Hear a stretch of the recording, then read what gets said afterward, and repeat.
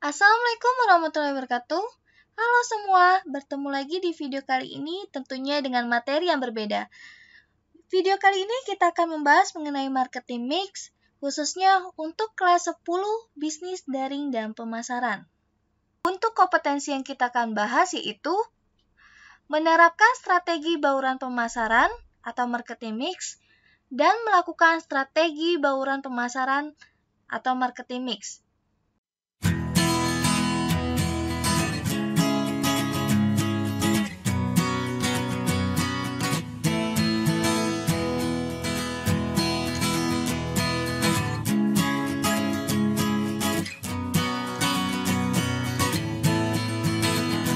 Perusahaan memiliki banyak sekali strategi untuk menjalankan suatu bisnisnya.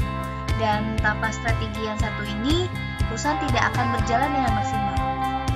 Salah satunya yaitu marketing mix. Apa itu marketing mix? Dan di sini sudah ada komponen dari marketing mix, yaitu ada strategi, memasarkan, pengelompokan, perencanaan, penyatuan, dan penggabungan. Beberapa kelompok ini digabungkan atau dapat disimpulkan menjadi suatu perangkat yang mampu memberikan kepuasan kepada konsumen dengan cara menggabungkan beberapa elemen di dalam bauran pemasaran, sehingga dapat mempengaruhi keputusan pembelian yang akan dilakukan oleh konsumen. Dan komponen dari marketing mix yaitu ada 4P, yaitu product, price, promotion, dan place. Kita akan bahas satu persatu. Dan yang pertama kita akan membahas mengenai produk. Suatu yang dihasilkan dari proses produksi, baik itu barang maupun jasa, yang dapat diperjualbelikan di suatu pasar. Dan hal tersebut tidak menutup kemungkinan akan terjadinya rasa kepuasan konsumen. Rasa kepuasan konsumen terdiri dari beberapa karakteristik produk, yaitu manfaat dari beberapa produk yang diterima oleh konsumen. Yang kedua ada desainnya, atribut. Atribut ini terdiri dari kualitas, fitur, kemasan, dan mereknya. Otomatis tidak langsung mengikuti dengan branding. Dan yang terakhir dari karakteristik produk yaitu produk yang disempurnakan dari waktu ke waktu. Dengan kata lain, kualitasnya semakin hari semakin meningkat. P yang kedua yaitu price atau harga.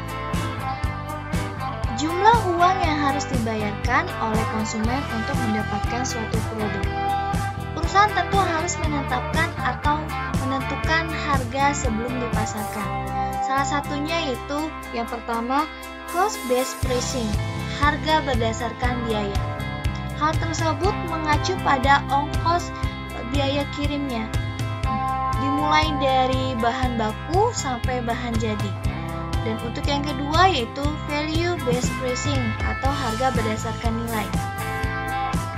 Hal tersebut yang kedua mengacu pada value atau kualitas bukan berdasarkan ongkos produksi. Dan yang terakhir, competition based pricing atau harga berdasarkan pesaing. Hal tersebut mengacu pada harga para pesaing yang ada di pasaran. Penetapan harga ditentukan biasanya tidak luput dari beberapa faktor. Salah satunya itu memilih sasaran harga. Di materi sebelumnya sudah pernah kita bahas mengenai segmentasi, di mana perusahaan harus terlebih dahulu menentukan segmentasi atau sasaran yang dituju. Untuk faktor yang selanjutnya, menentukan permintaan. Menentukan permintaan mengacu pada permintaan barang, di mana semakin banyaknya permintaan, maka semakin naik harga yang ditentukan oleh perusahaan. Dan faktor yang terakhir, memperkirakan biaya. Hal tersebut berdasarkan biaya produksi yang dilakukan. Kemudian P yang selanjutnya, place atau tempat.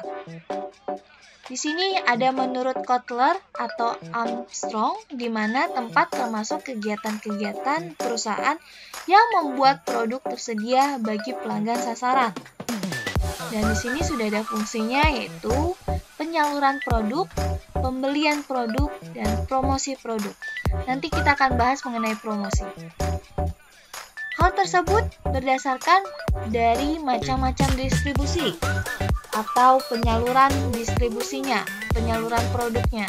Di sini ada saluran tingkat 0 di mana penyaluran produk tanpa adanya perantara. Di sini produsen langsung ke konsumen. Konsumen bisa langsung mengkonsumsi produk yang didapat. Untuk saluran tingkat 1, di sini sudah mulai adanya perantara, di mana produsen menjual produk kepada pengecer, kemudian pengecer menjual langsung ke konsumen akhir. Untuk saluran tingkat 2, di sini sudah mulai banyak perantara, di mana produsen menjual kepada pedagang besar, lalu menjual ke pengecer, dan yang terakhir menjual ke konsumen akhir. Pedagang besar seperti Tanah Abang, kemudian Kebayoran, dan lain sebagainya. Pengecer ke beberapa agen di wilayah masing-masing. Dan saluran yang terakhir itu saluran tingkat 3, di mana sudah sangat banyak sekali perantara yang dilakukan, di mana produsen menjual ke agen menjual lagi ke pengecer, dan pengecer menjual kembali ke konsumen. Namun konsumen ini juga dapat menjual kembali ke konsumen lainnya, atau bahkan konsumen dapat mengkonsumsinya sendiri. Dan macam-macam distribusi ini termasuk dalam kategori beberapa poin, yaitu salah satunya intensif. Intensif ini merupakan di mana perantara sebanyak mungkin dengan harapan perputaran produknya cepat atau produknya cepat sampai. Dan yang kedua yaitu selektif, di mana distribusi ini menggunakan beberapa perantara dalam melakukan distribusinya. Hanya beberapa saja. Dan untuk eksklusif ini di mana perantara yang dilakukan atau penyaluran yang dilakukan membatasi atau terbatas agar produk eksklusif ini atau distribusi eksklusif ini yaitu produknya tetap terjaga dan harganya tetap tinggi. Biasanya untuk perantara tersebut atau penyaluran tersebut meminta izin terlebih dahulu kepada pemilik produk atau yang bertanggung jawab terhadap produk tersebut. Itu adalah kategori dari distribusi. Dan P yang terakhir adalah promotion atau promosi. Promosi merupakan salah satu variabel marketing mix yang sangat penting dilakukan untuk membuka pangsa pasar yang baru atau memperluas jaringan pemasaran.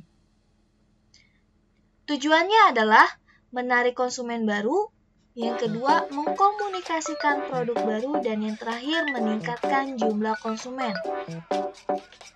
Di sini sudah ada variabel promosi, yaitu ada advertising atau periklanan, personal selling, sales promotion, dan public relation.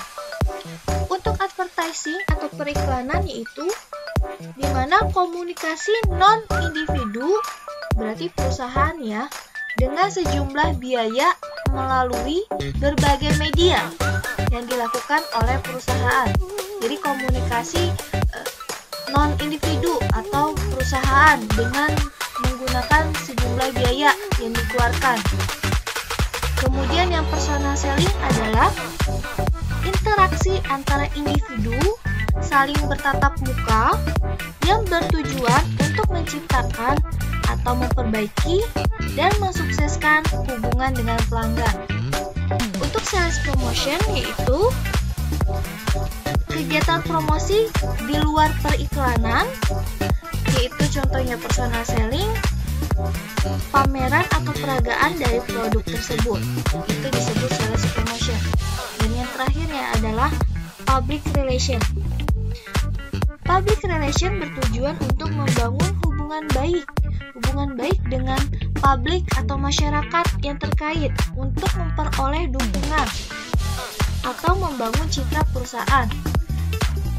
Jadi, perusahaan ini tidak hanya menjual produk, akan tetapi juga menjalin hubungan yang baik terhadap publik atau customer guna untuk mendukung atau membangun citra perusahaan yang baik. Itu adalah variabel dari promosi. Dan Dan di sini ada pelaksanaan dari bauran pemasaran. Di sini ada 4 poin. Yang pertama, marketing mix harus seimbang. Yang kedua, tidak boleh statis. Yang ketiga, tidak boleh meniru. Dan yang terakhir, bertujuan jangka panjang. Strategi ini bertujuan untuk jangka panjang, tidak hanya setahun 2 tahun, tapi 5 tahun atau bahkan 50 tahun, 100 tahun, dan seterusnya. Itu adalah bahasan mengenai marketing mix.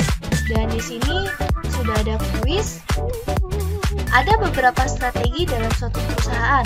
Salah satunya strategi yang sangat penting, yaitu marketing mix atau bauran pemasaran yang tadi sudah kita bahas. Lalu, jika perusahaan tidak melakukan strategi tersebut, dampak apa yang terjadi pada perusahaan? Silakan kalian komen di kolom komentar. Semoga video kali ini atau materi ini dapat bermanfaat dan dapat kalian pelajari. Assalamualaikum warahmatullahi wabarakatuh.